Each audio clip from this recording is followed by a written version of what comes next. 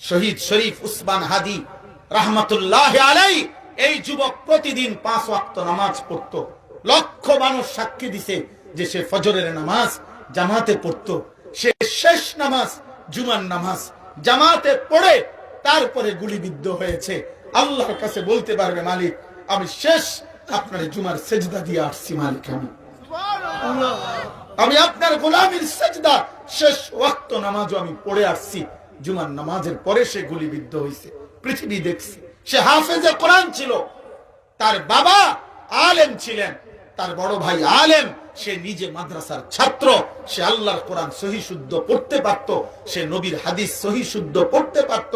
তার স্ত্রী শতভাগ পর্দানশীল, তার ফ্যামিলি পর্দানশীল, তার ঘরের মা বোন সব পর্দানশীল।